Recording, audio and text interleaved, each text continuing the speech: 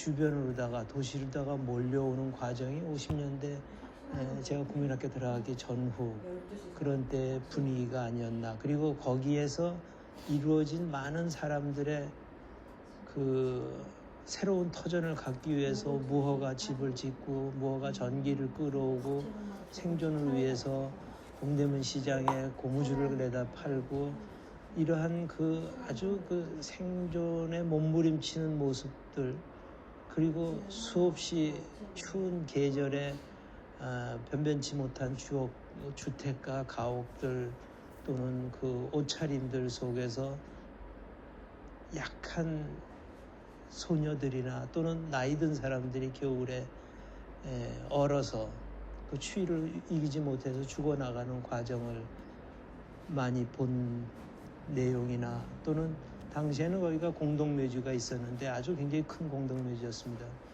그 공동묘지가 철거해 나가는 과정 중에서 인간이 그 1년, 2년 썩다 만 시체를 이렇게 옮겨나가고 그걸 치우는 그런 노동을 하는 사람들을 옆에서 보면서 죽음과 삶 이런 거에 대해서 조금 제 판단을 좀 색다른 경험을 하지 않았나 이런 생각을 합니다.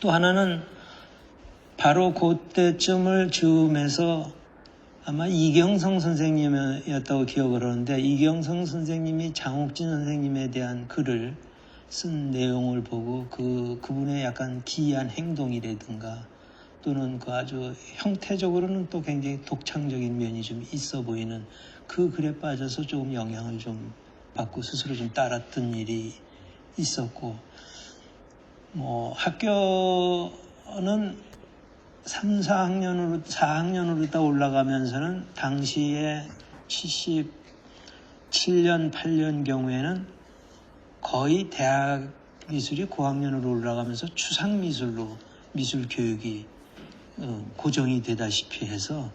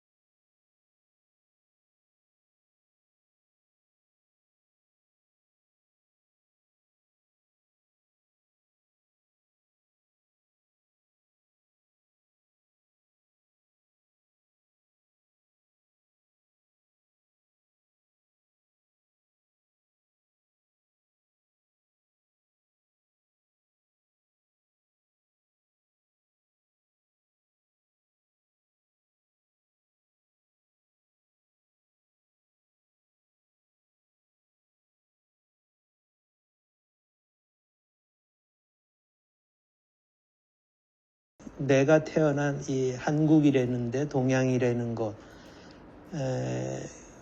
그리고 내가 또 서양화라는 명칭을 통해서 전공 분야를 서양 화가라는 쪽으로 선택한 거, 이런 것들이 다 모순 속에 얽혀 있어서 특히 동양화와 서양화에 대한 그 전공이 분리된다는 거를 제가 굉장히 당황스럽게 맞이한 것 같아요. 그 대학원을 다닐 때에는 바로 이제 그런 문제 해결이 안 난 거를 어떻게 내 그림의 양식 속에서 그걸 종합을 시킬까, 이런 거 생각을 하게 된 게 이런 소나무를 그리게 된 게 아닌가.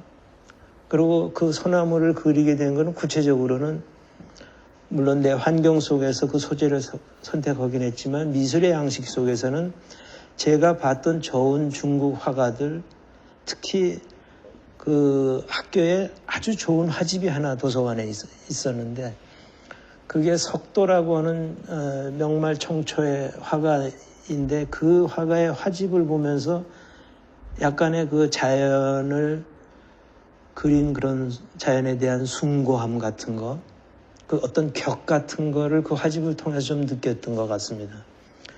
그리고 더 나가서 이게 판교 정섭의 그림들에서 아주 뛰어난 관찰력과 아주 명료한 표현, 이런 것들에 대해서 조금 이런 굉장히 좋은 이런 양식이 있는데 내가 갖고 있는 이런 유화 도구라든가 이런 서양화 도구로서는 할 수 없는 그 차이를 어떻게 극복할까 하는 것이 공모전에 냈던 소나무 그림들이고,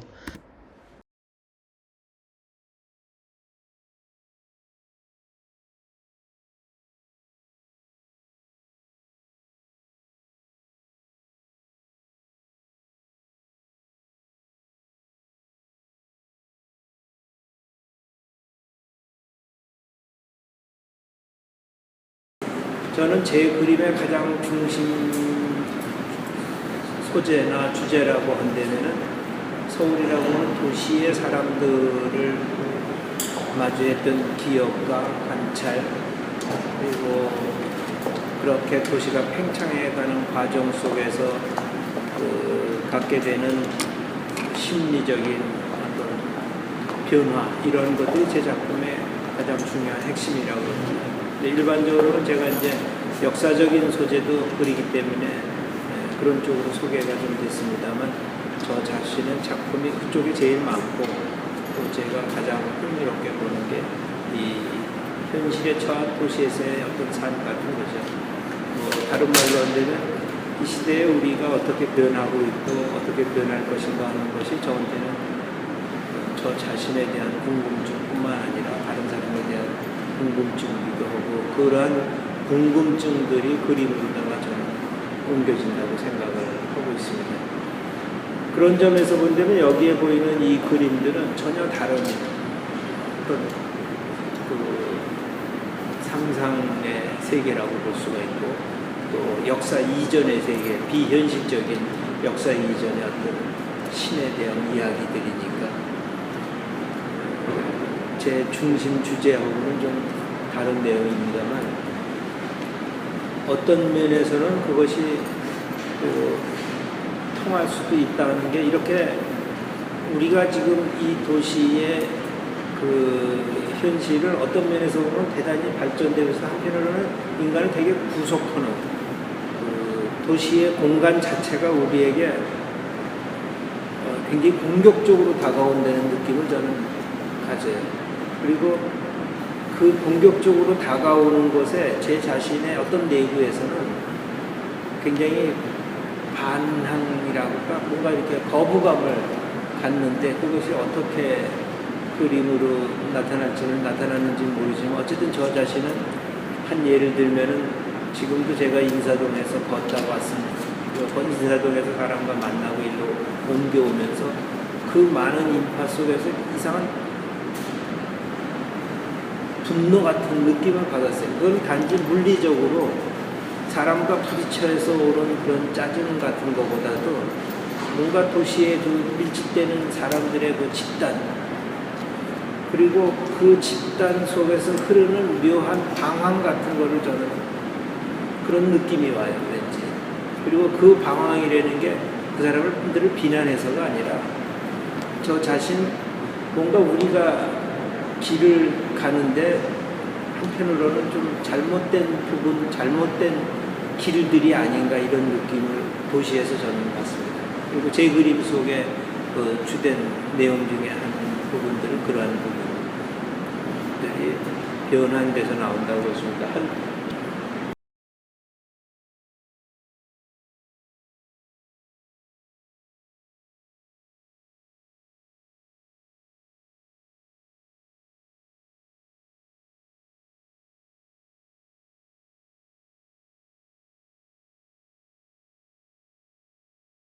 그 단종과 연관된 사건은 아주 그런 면을, 그런 삶의 투쟁과 권력에 대한 욕망과 또 인간이 갖고 있는 그런 숙명적인 죽음, 이 모든 것들을 다 뭉뚱그려서 보여주기에 굉장히 좋은 주제라고 생각하게 됐는데, 그 계기는 86년에 제가 그 현장에, 단종이라는 임금이 유폐됐던 현장에서 싹튼 구체적으로 이렇게 계획을 하게 됐지만, 그 전부터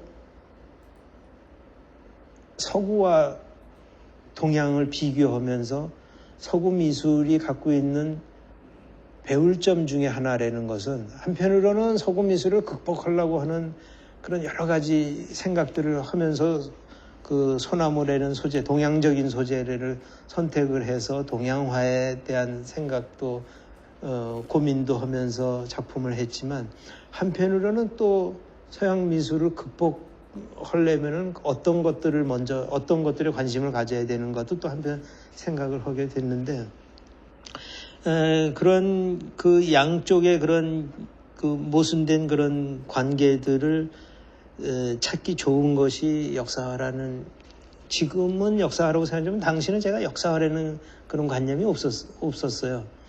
그냥 단종과 얽혀진 하나의 사건, 그런데 그것이 아주 친족까지도 죽음에 이르게 하는 권력에 대한 인간의 아주 치사한 면이죠. 욕망에 대한 그런 면을 아주 잘 보여주는 사건이라고 하나 이렇게 생각을 한 거고,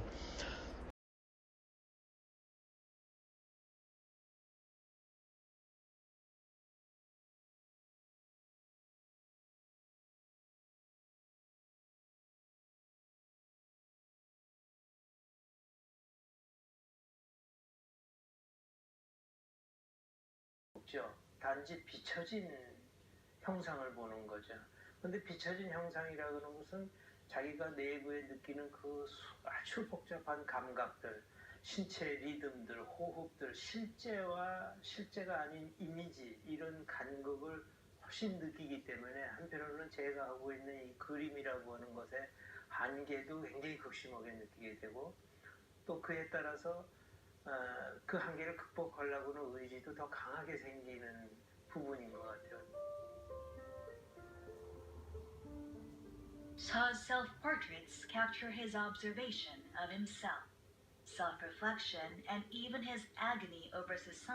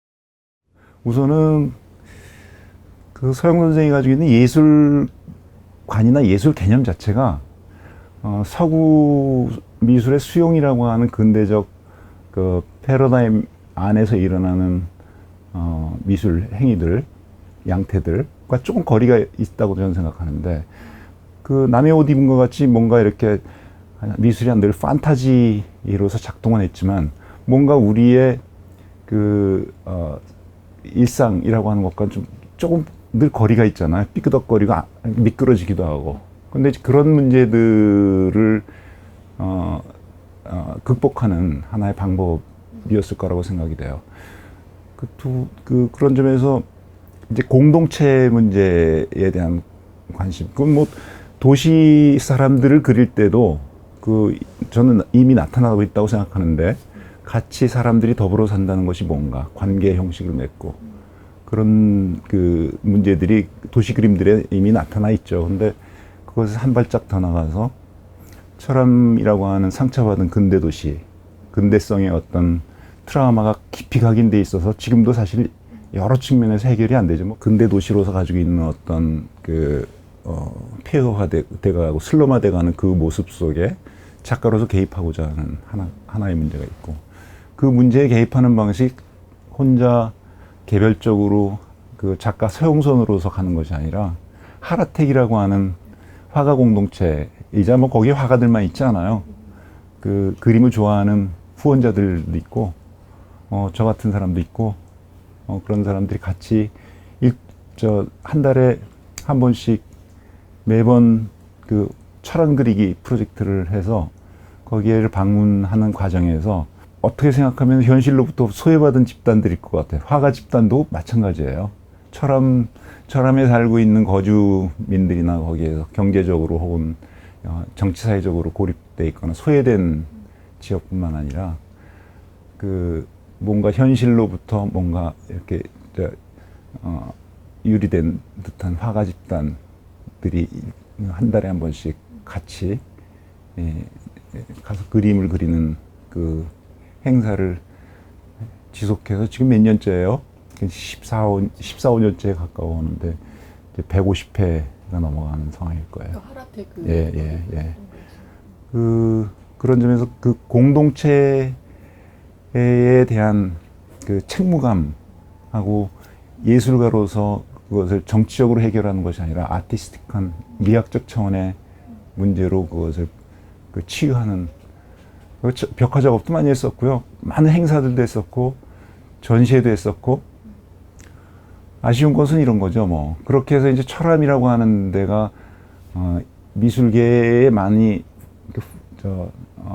보도가 되고 주목을 받게 되니까 정부가 또 개입해서 철암의 뭐 문화정책 차원에서 공공정책을 한다고 하면서 그 철암 그리기 프로젝트에 가담해서 그 지역민들과 수없이 많은 그 관계를 쌓고 경험을 축적했던 그 문제가 고스란히 사라지고 관가되고 정부 위로부터 하향식 정책이 가서 덮어버렸어요. 참 슬픈 얘기지만 그럼에도 불구하고 저는 조금도 흔들리지 않고 그 문제는 애초부터 관심을 두지 않았던 것 같아요. 그냥 지속적으로 철암이라고 하는 문제가 무엇인가를 아마 작가 자체의 관념 속에 그 문제에 대한 질문을 계속하고 있다고 생각이 돼요. 철암에서 그것이 뭐 정치적으로 조명을 받든 예술적으로 조명을 받든 아니든 그 문제가 아니라 그림을 통해서 인간의 존엄성이라고 하는 문제가 무엇인가에 대한 개입을 해 나가는 아주 현실적인 그 접점이 철암 아닌가 그런 생각을 합니다.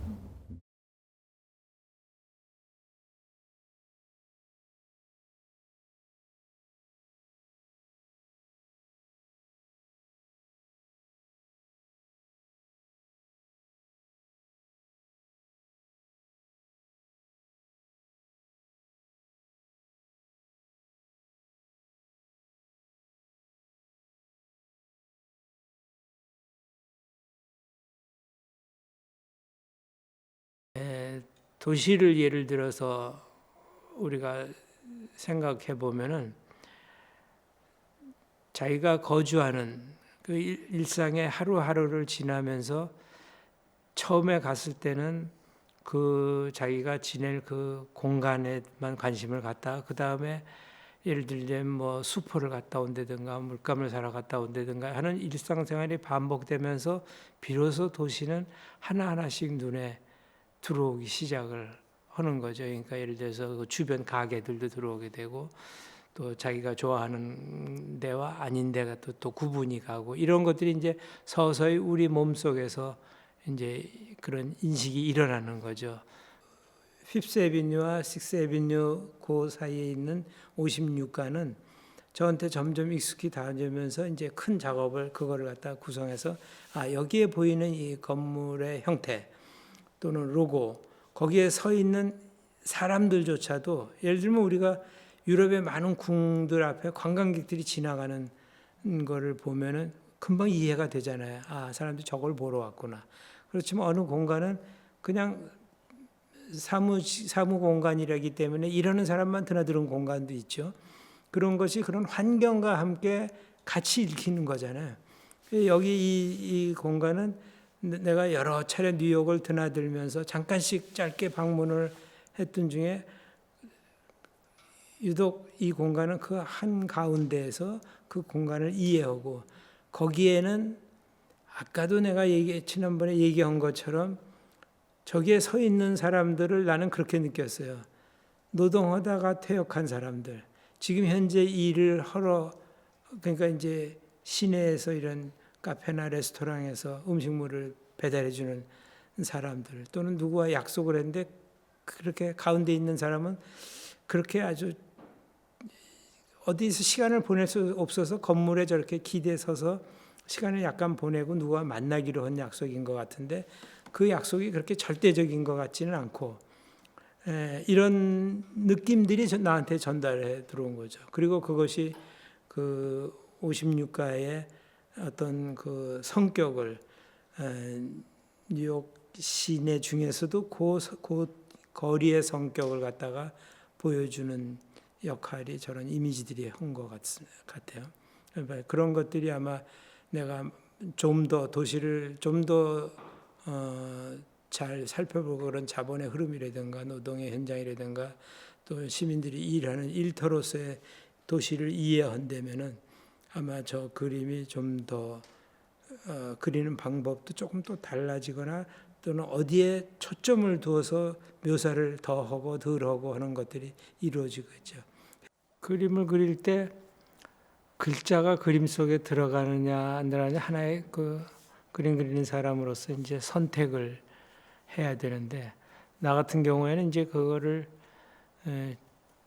좀 더 의욕적으로 또는 가려서 글자를 놓아야겠다 하는 생각을 더 많이 하는 편인 것 같아요.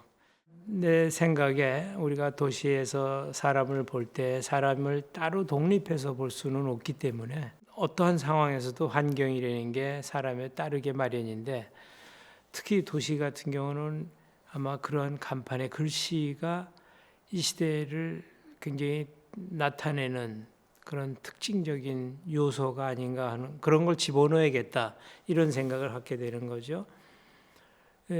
또 하나는 우리가 아마 동양미술 오랜 동양미술의 역사에서도 보면은 글은 굉장히 그림의 중요한 요소였던 전통이 있었고 또 현대 회화에서도 글과 그림과의 관계에 대해서 대단히 많은 고민들을 했었던 것 같아요.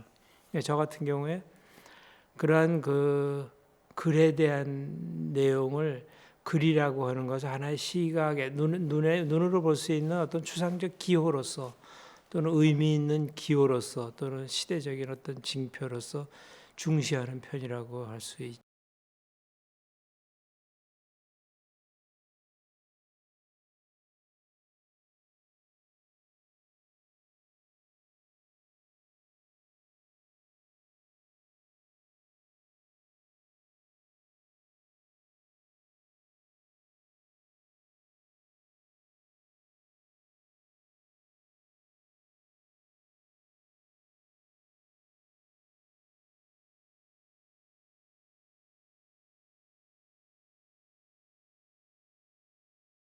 현대미술관이라는 큰 전시를 하면서 저 자신이 우선 그런 공간에 대해서 어떤 그 공간에 뭐를 채워놓고 싶은 과감한 생각을 했었던 것이 1년간 그 전시를 준비하면서 아까 얘기한 그런 조각 같은 거를 대담하게 이렇게 한번 해봤던 게 저한테는 가장 큰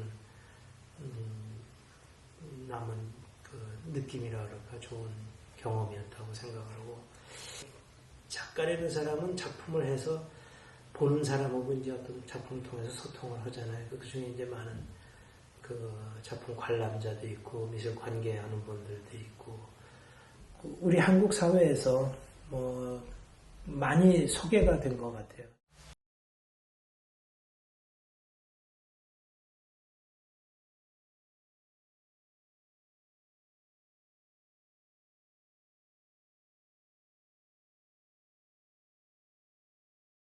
지금 심화적인 세계 같은 거는 더 풍성하게 우리의 창조적인 생각을 자극할 거라고 봅니다. 이거는 반드시 어떤 이 그림의 문제만이 아니라 이미지를 창조하는 모든 분야들, 영화, 소설, 애니메이션 또는 뭐 그래픽, 회화, 조각 이 모든 분야의 이러한 주제의 발굴은 인간의 어떤 상상력을 자극한다고 생각을 합니다. 더 나아가서 한국은 그러한 것이 너무 개발이 안 돼 있다. 주제로서 연구가 많이 안 돼 있다. 그리고 작가 혼자서 그것을 할 수 있는 게 아니라는 오히려 그 한계를 저는 보여준다고 생각합니다. 제가 만약에 더 그런 지식이 만들면 그림이 이거보다 훨씬 더 좋아지리라고 생각을 해요. 그리고 또 더 많은 시간을 여기에다가 쏟는다면은 그림이 더 여러분들한테 설득이 있으리라고, 설득력이 있으리라고 봅니다.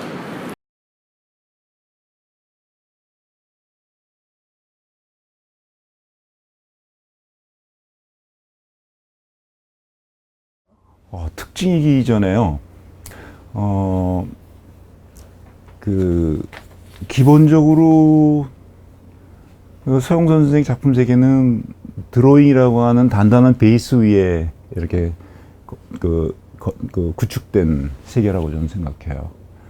드로잉의 중요성, 드로잉의 어떤 볼륨이나 드로잉으로 보내는 시간이요.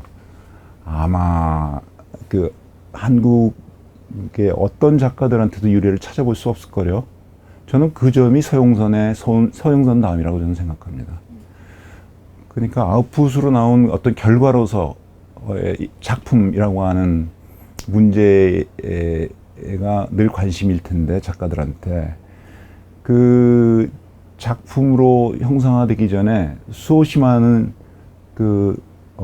유발 바로 자신이 만나는 삶을 자신이 관심 있는 대상과의 접촉에서 아주 살갗으로 그 문제에 대해서 접촉하거나 느끼거나 만지거나 더듬거나 하는 일들이 거기서 일어난다고 생각이 되는데 어쨌든 그런 점에서 완성도가 높은 것은 아니죠. 그렇지만 최초의 작품의 기원이 어디서 싹트고 있는가, 꿈틀대고 있는가 이런 것들을 들여다보기는 참 좋을 것 같아요. 저는 그런 점에서 작가라고 생각해요. 서영선을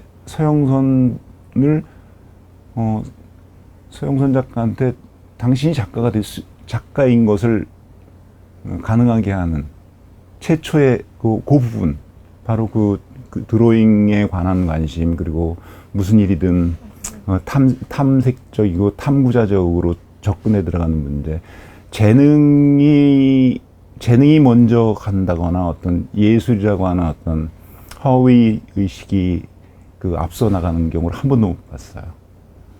그 부분에서 예술과 비예술, 현실과 예술 사이 경계 그 접점에서 수없이 많은 탐색들이 이루어지는 것 같아요.